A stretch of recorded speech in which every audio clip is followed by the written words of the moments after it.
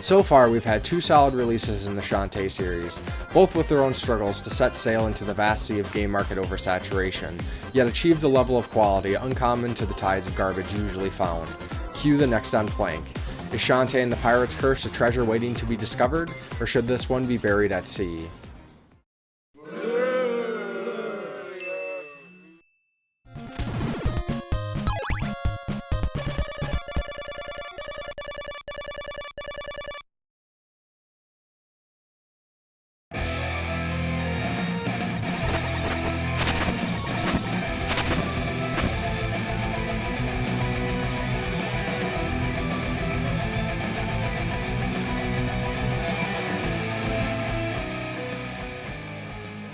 Church here, and welcome to the Game Grinder. Today we'll be reviewing Shantae and the Pirate's Curse.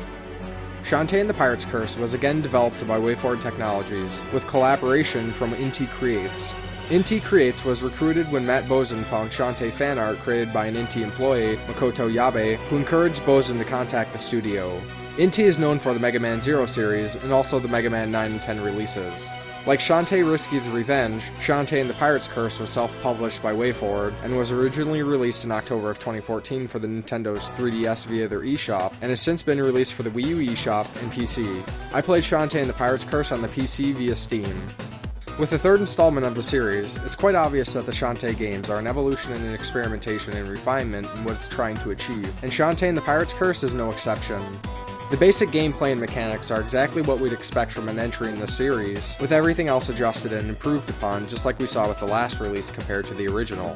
Our now only human heroine once again explores Sequin Land in the Metroidvania gameplay style. Shantae retains her typical actions of movement, jumping, attacking, and so on. When she lost her half-genie powers at the end of the last game, she also lost her ability to dance. No dancing means no shape-shifting or warping. Instead, we have a very cool alternative. During the adventure throughout Sequin Land, Shantae will find pieces of pirate gear that will give her additional skills. These act as the perfect tools to encourage unique changes to the gameplay, adding in more depth, new challenges, and game mechanics, all while staying true to the series' themes. We'll eventually find 3 weapons, a pistol, a scimitar, and a cannon. We'll also find 2 articles of clothing, a pirate hat, and boots. The pistol is most useful for opening switches from a distance or through impassable narrow openings. It can also be used against enemies, but doesn't do much damage. The hat allows Shantae to glide long distances or even be swept up in gusts of wind to reach higher locations. The scimitar can be used as a pogo-like weapon, allowing us to damage enemies beneath us. It's also used against breakable blocks below Shantae, oftentimes allowing access to needed routes or secrets. The pirate boots allow Shantae to dash after running a short distance while making use of the scimitar as a charging attack. She can run over spikes in lava, pierce through enemies, and break through secret walls, or sometimes even knock loose gems from unbreakable walls.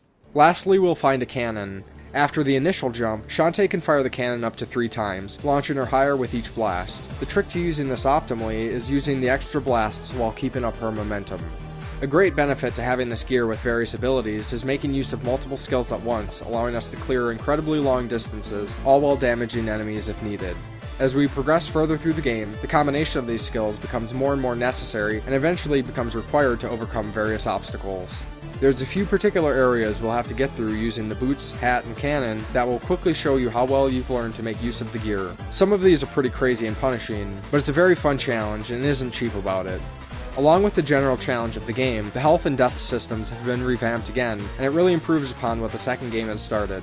Each heart Shantae has is divided into 4 parts. Weak enemies or traps may only do a quarter heart of damage, but tough ones can do a heart or more. Death hasn't changed much. There are plenty of save locations throughout Sequin Land and its associated dungeons, with some having multiple save locations. If we run out of health, it's game over and start at the last save spot. Pits again act as they did in Risky's Revenge, with health lost and restarting the area transition instead of instant death, and spikes now also do the same.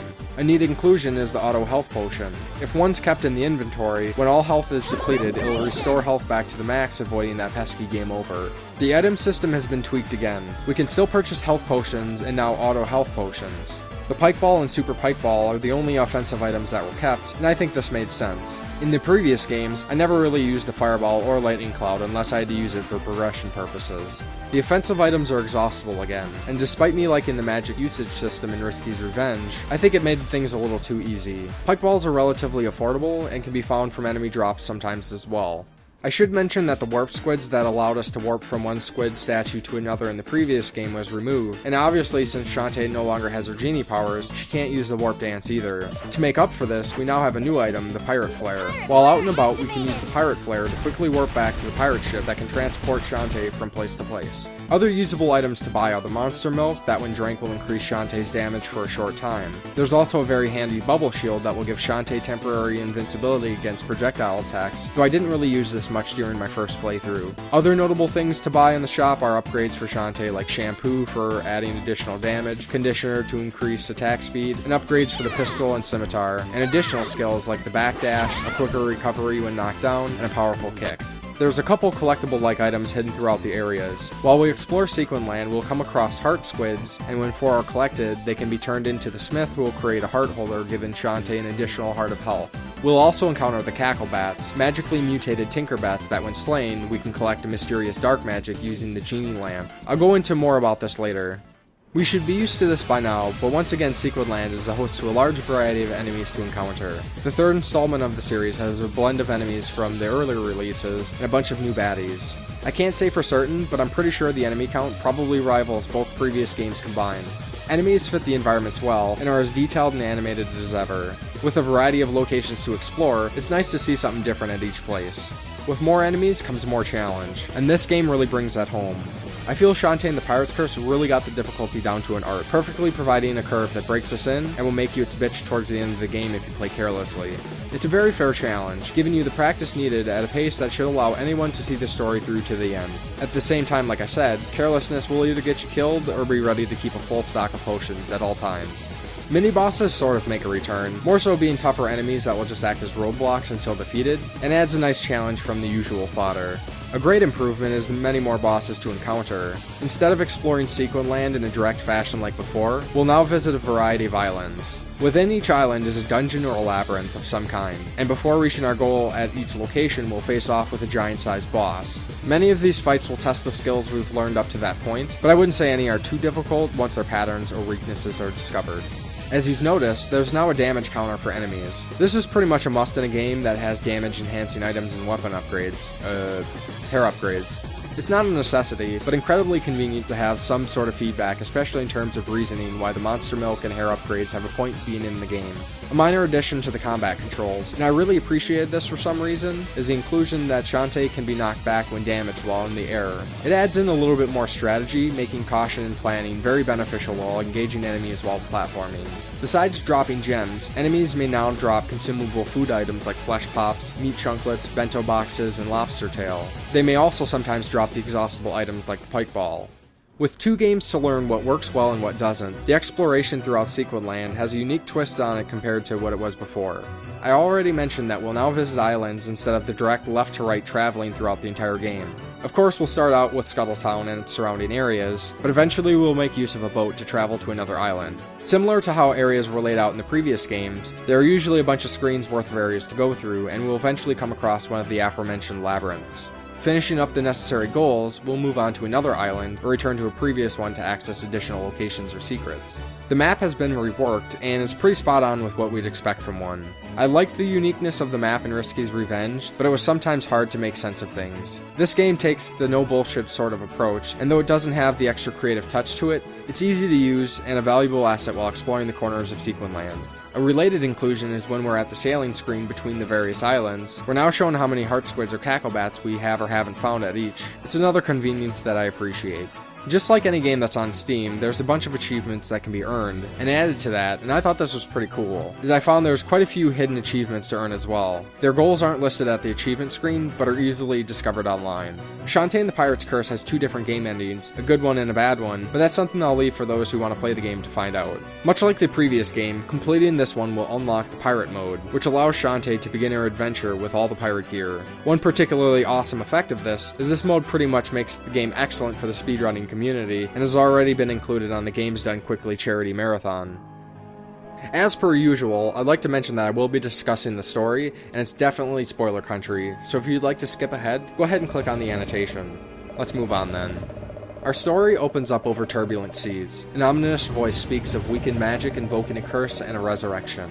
Shantae wakes from a reoccurring dream that she's had since she's become a human, and her lighthouse is suddenly shaken by an outside explosion.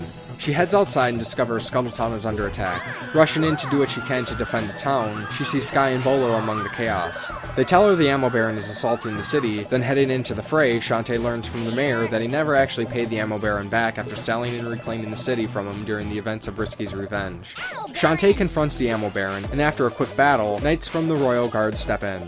Just as Shantae thought they were there to help, she's told to cease her attack on the town's rightful owner. Her guardianship duties are revoked, and she's summoned to court and told that any special weaponry will be taken, including her ponytail. After returning home to de-stress, Shantae is caught in a trap, and the infamous pirate Risky Boots makes her entrance. Insisting Shantae has stolen her gear and her Tinkerbat henchman, she shows Shantae a trapped Tinkerbat in her Uncle Mimic's workshop to prove it. A dark magic suddenly appears and curses the Tinkerbat, turning it into a Cacklebat. After destroying it, the magic is released and Risky gives Shantae a lamp to trap it with. Risky believes this all means a dark power is fueling the curse of a long-dead pirate master, and he's plotting to resurrect himself and curse all of Sequinland. In order to stop the pirate master from returning, Risky plans to attack the pirate master at his source, but to find the grave, they must find a map to the first clue that they'll need to track the site down.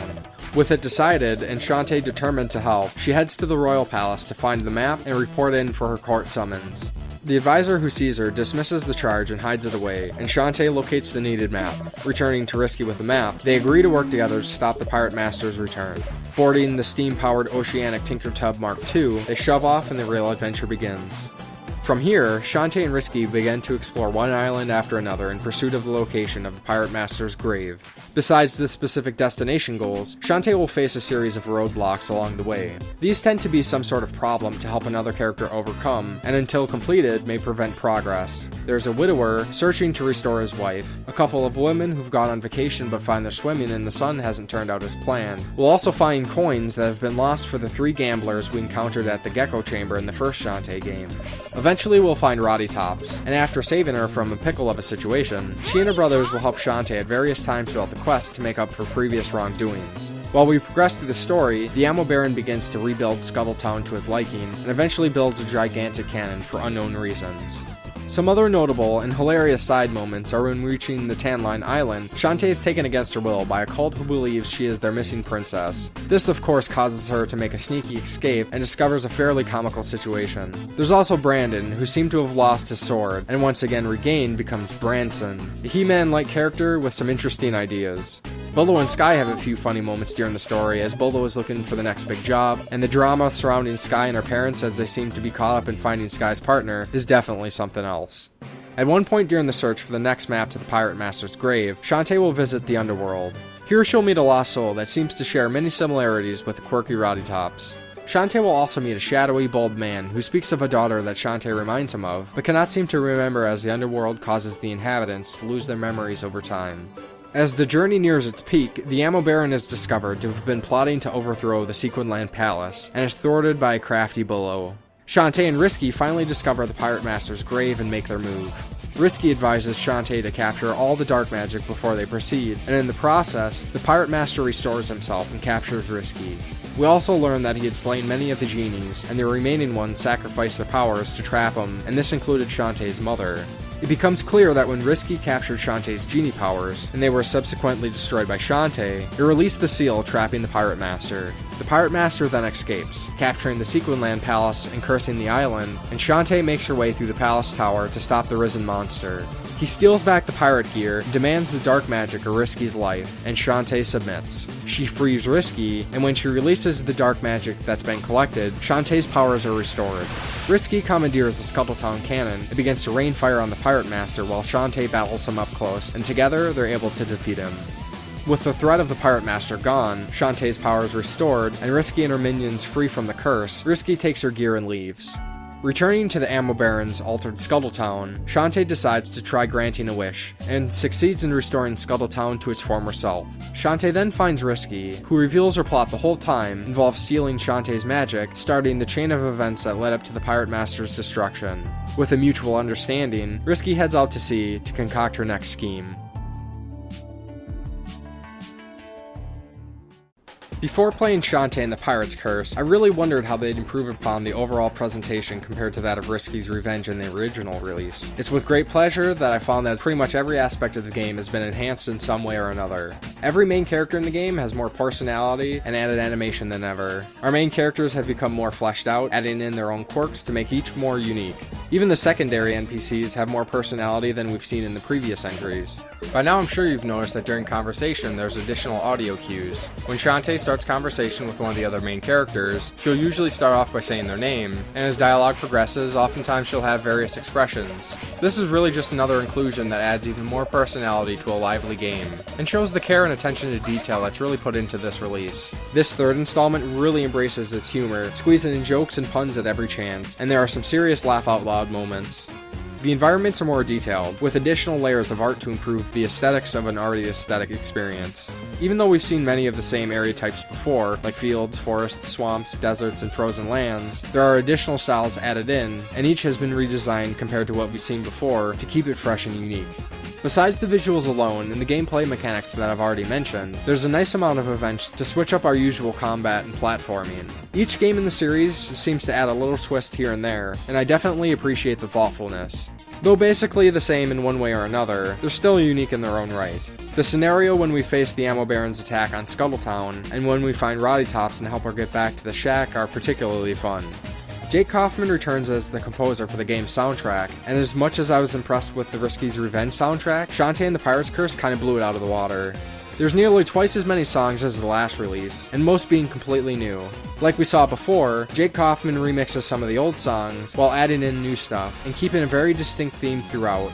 Like before, I really enjoy how he keeps melodies that come in and out during the entire thing, and each song is excellently designed to fit the related areas, events, and characters. This is definitely the best soundtrack of the three, and I really enjoyed the others. I love this one, and it's definitely one of my favorite soundtracks now. Being the easily tempted man that I am, again let's talk about the cheesecake in this release.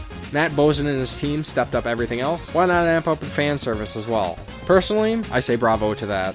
How there could be more skin and jiggle than before is a feat within itself, and again, it really is pretty innocent, but there's an obvious tongue-in-cheek humor mixed in. Our lady leads are more animated than before, and physics seem to have a greater effect this time around. Shantae and Risky have a larger variety of character portraits as well, and Sky and Roddy Tops get to join on the extra fun. The vacationing soldiers get some pretty blatant exposure, pun definitely intended, and it has a pretty hilarious outcome. Well, what can I say that I haven't made painfully obvious so far? The gameplay is fun, the story is interesting, the presentation is gorgeous, and the humor is pretty much right up my alley with all the cheesecake, punny goodness, and sarcasm that I could shake a stick at. Of course there's a soundtrack too. I pretty much exclusively listened to a handful of songs while driving for the last few weeks because I enjoyed it that much. I truly appreciate a game that's been designed in a way that just screams the passion of the creators, but at the same time doesn't insist upon itself. I know this sort of game isn't for everyone, but it's a game I couldn't possibly recommend more to those who might find some of the presented elements appealing. I love Shantae and the Pirate's Curse, and I hope I can share what I consider to be one of my new favorite games with anyone who might have an inkling of interest. Definitely play Risky's Revenge first though. Thanks for checking out my review of Shantae and the Pirate's Curse. What were your thoughts on the game? Let me know in the comments below. If you liked what you've seen or heard, please give the video a like, a share, and subscribe to see future videos. I'm on Twitter and Facebook as well, and I post a lot of other great game-related content there, and the links are in the description. Until next time on the Game Grinder.